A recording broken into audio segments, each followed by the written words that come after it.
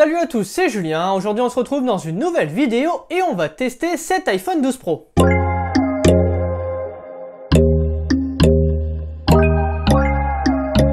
Voilà désormais plus de 2 mois que je le teste, du coup il est l'heure maintenant de vous donner mon avis sur celui-ci. Pour rappel, j'avais déballé cet iPhone 12 Pro une soirée avant sa sortie officielle. Si vous n'aviez pas vu la vidéo, je vous laisse aller checker dans la description de celle-ci. Déjà avant de commencer, vous avez dû le remarquer, j'ai mis beaucoup de temps du coup à sortir cette vidéo test. En effet, j'ai remarqué vraiment très peu de différence comparé à mon ancien téléphone, le 11 Pro.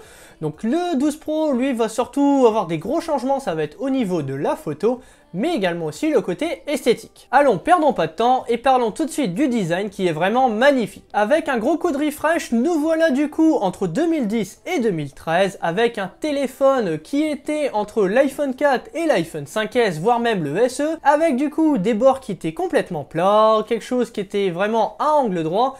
On avait du coup, on n'avait pas encore connu finalement les bords qui étaient assez ronds, comme on a eu de l'iPhone 6 jusqu'à l'iPhone 11 Pro. Pour polir les bords de ce nouvel iPhone et de la nouvelle gamme d'iPhone 12, on a un chanfrein qui retravaille parfaitement justement les contours pour pas se couper et avoir une finition qui est vraiment chirurgicale. L'acier inoxydable est vraiment magnifique tout autour. On a un acier qui est vraiment brillant sur le contour de cet iPhone. On a également à l'arrière un dos qui est en verre, c'est un verre mat texturé comme on avait sur l'iPhone 11 Pro, toujours agréable à toucher et la finition est vraiment magnifique. Concernant les coloris, on a le choix entre 4 couleurs sur la gamme d'iPhone 12 Pro. On commence tout d'abord par le argent. Le argent, c'est exactement le même que celui que j'avais sur mon 11 Pro. On a également du coup un graphite, donc ça c'est un noir un peu gris foncé justement. On va également retrouver un or. L'or, lui, qui fait vraiment très bling bling, justement, fait lingot d'or, j'adore complètement, j'adore parfaitement. Il est vraiment sublime, si vous n'avez pas encore vu, je vous donne l'occasion éventuellement d'aller dans les magasins pour le découvrir. Et enfin, la nouvelle couleur, c'est le bleu Pacifique, donc c'est la couleur que j'ai optée. Et c'est cette couleur qui remplace du coup le vert nuit qu'on avait sur la gamme des iPhone 11 Pro. D'ailleurs, sur l'arrière du téléphone, sur le côté esthétique, on a pu du coup le logo poubelle et le logo CE. Donc ça, c'est les normes obligatoires en Europe. Donc ça permet d'avoir du coup un dos qui est magnifique sans rien du tout. En revanche, par contre, ils sont vraiment obligatoires. Du coup, Apple les a décalés sur le côté. On va les retrouver sur la tranche. Du coup, moi je trouve que c'est moins grave, on le voit beaucoup moins. C'est beaucoup plus joli esthétiquement. Concernant la face avant de ce téléphone, du coup, il a grandi un petit peu. On passe sur un écran du coup qui est en 6,1 pouces contre 5,8 et Apple a opté pour du coup un nouveau verre. C'est le Ceramic Shield qui est apparemment 3 ou 4 fois du coup plus costaud que l'ancienne génération des iPhones. L'écran est vraiment magnifique, on a un écran OLED, mais par contre pour rentrer dans les détails sur cet écran, on va changer de catégorie, je vais vous en parler juste après. Et concernant du coup Face ID, on l'a toujours, on a vraiment la même taille d'encoche que l'on avait du coup sur les anciens iPhones. Pour conclure sur le côté design, j'en suis complètement fan, il est vraiment magnifique, la couleur est belle, mais surtout cette finition avec des bords au carré, la prise en main, enfin tout est vraiment magnifique. Là c'est vraiment un 10 sur 10 que je lui donne en design. Justement, on vient de parler de l'écran, maintenant on va en parler. Du coup, on est sur un écran OLED, donc une taille de 6,1 pouces, donc c'est la même taille qu'un iPhone 12, donc ça c'est plutôt pratique justement pour les coques de protection et protection d'écran d'avoir la même chose. On a un écran du coup qui est vraiment très joli. Quand vous allez regarder des vidéos, des photos, on va vraiment avoir des très belles couleurs, des couleurs très vives et des noirs vraiment profonds. Comme dit juste avant, du coup on monte un petit peu en niveau taille, on passe sur un écran de 6,1 pouces. On sait que justement son ancêtre lui était sur un écran de 5,8 pouces, mais c'est pas vraiment perturbant de passer d'un iPhone 11 Pro à un iPhone 12 Pro parce que l'écran est plus grand. Je m'y suis fait directement sans aucun souci. D'ailleurs, on pourrait même regretter de ne pas avoir un écran 90 Hz ou voire même 120 Hz sur cet iPhone 12 Pro. Mis à part le design, la grosse révolution également de cet iPhone 12 Pro, c'est sur la photo. Apple y a mis encore tout son savoir-faire cette année. On conserve cette année bien sûr les 3 capteurs principaux. On va du coup retrouver le capteur principal, le grand angle qui a été amélioré au niveau de l'ouverture. On passe sur une ouverture à 1.6. Le module ultra grand angle lui ne change pas, il reste toujours sur une ouverture à 2.5. 2.0. Et enfin, le téléobjectif conserve le zoom x2, mais également aussi son ouverture qui est à 2.4.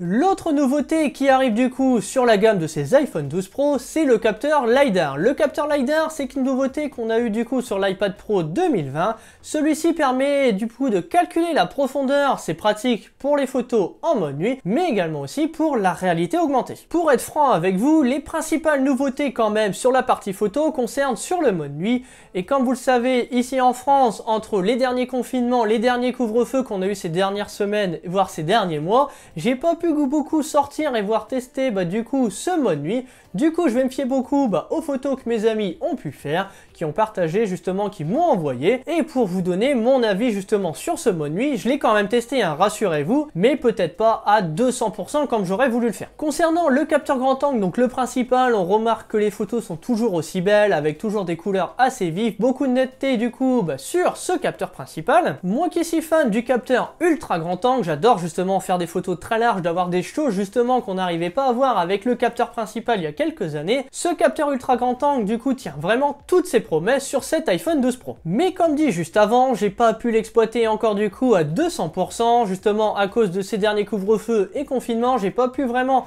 faire des belles photos avec le grand angle.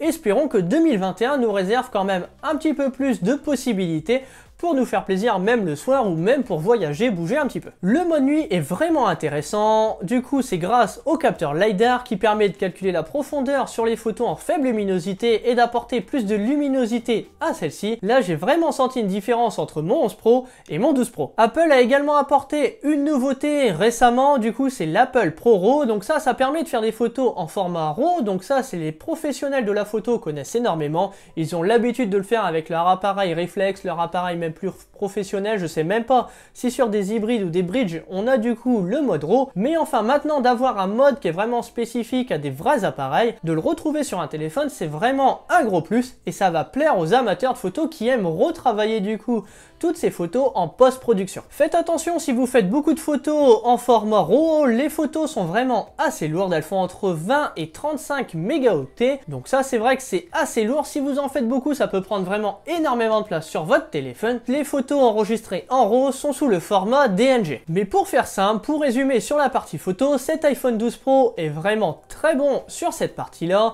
Il est peut-être pas l'un des meilleurs du marché en photo, mais il fait partie au moins du top 3 voire top 5 des meilleurs. Concernant la vidéo, Apple apporte vraiment une grosse nouveauté cette année. Ce n'est pas la 8K comme on aurait pu croire puisque Samsung le propose, mais c'est plutôt le Dolby Vision. En effet, Apple propose du coup le 4K HDR 60 images secondes avec le Dolby Vision. Si vous êtes comme moi à filmer beaucoup avec votre iPhone, par exemple à réaliser des vidéos comme moi je le fais là pour tourner mes vidéos sur YouTube, là d'ailleurs j'utilise un iPhone 11 pour faire cette vidéo, on pourra remarquer que la qualité est vraiment meilleure, donc ça vous le remarquez notamment, ça va être sur la vidéo déballage du HomePod mini que j'ai fait il y a quelques temps, mais également les prochaines vidéos qui ne traiteront pas du coup de l'iPhone 12 Pro seront réalisées du coup avec celui-ci et du coup avec ses capteurs. En revanche, j'ai voulu tester du coup les vidéos en Dolby Vision. Là, j'ai voulu le tester du coup sur mon setup comme j'ai l'habitude avec les éclairages. Le Dolby Vision m'a rendu une vidéo qui était vraiment horrible à travailler.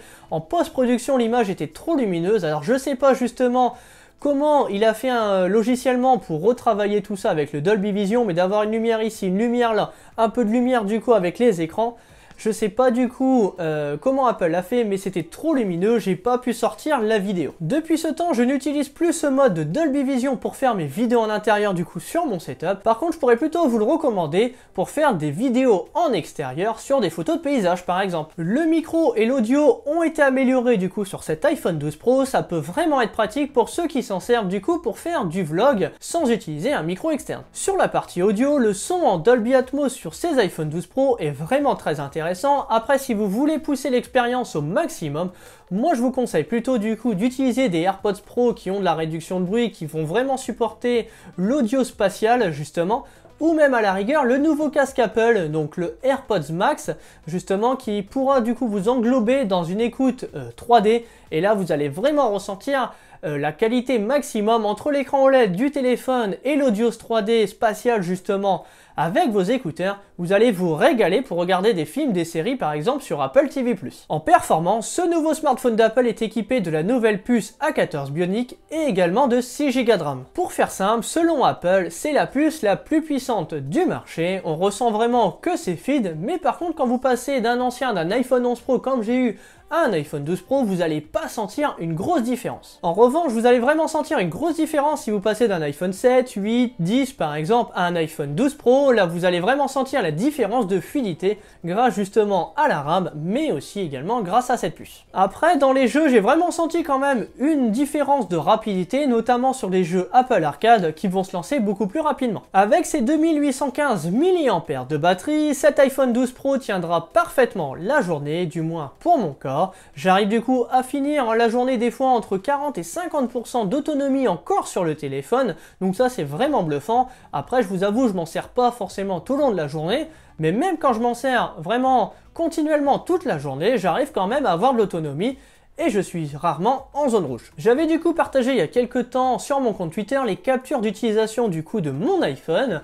Je vous laisse éventuellement du coup aller voir sur mon compte Twitter @julienm. Les fois où j'ai partagé justement que j'étais en zone rouge, j'avais utilisé le téléphone pendant 9 heures, donc c'est vraiment énorme je trouve.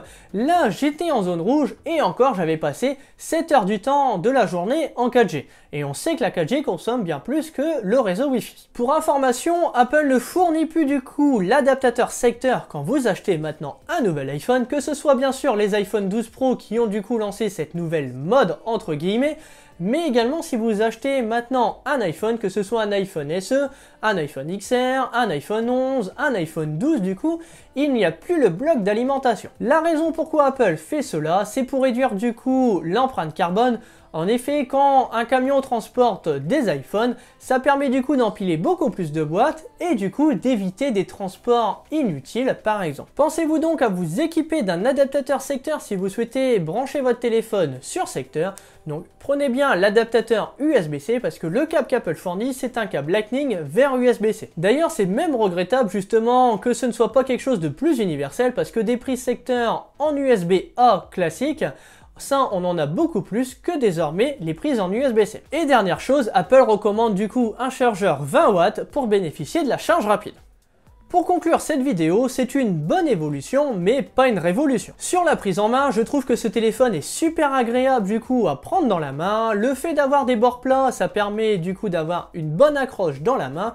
Et je pense que les téléphones à bord arrondi, on a fait le tour depuis 5-6 ans. De plus, on n'en a pas parlé, mais ce smartphone est un smartphone 5G compatible en France, donc du coup il sera tout aussi bon quand même dans les prochaines années. Si vous aviez un choix à faire à prendre cet iPhone 12 Pro en venant du coup d'un iPhone 11 Pro, ne l'achetez pas. Attendez plutôt l'iPhone 13 Pro qui je pense apportera beaucoup plus de nouveautés que celui-ci ne l'a apporté entre du coup le 11 et le 12. En revanche, si vous aviez un iPhone 11 ou un modèle un petit peu plus ancien, par exemple comme je vous ai dit un iPhone 8, un iPhone 10 par exemple, là oui foncez, il y a vraiment une grosse différence de qualité et de performance entre les deux. J'espère du coup que cette vidéo vous aura plu, n'hésitez pas à me dire ce que vous en avez pensé du test, si vous avez du coup le téléphone, si vous avez eu l'occasion de le tester, dites-moi tout ça dans l'espace commentaire, ça m'intéresse fortement, en plus je vais me faire un plaisir également de vous y répondre. En attendant, on se reverra du coup nous maintenant l'année prochaine en 2021 pour une nouvelle vidéo. Faites attention à vous, passez de bonnes fêtes et à bientôt. Salut!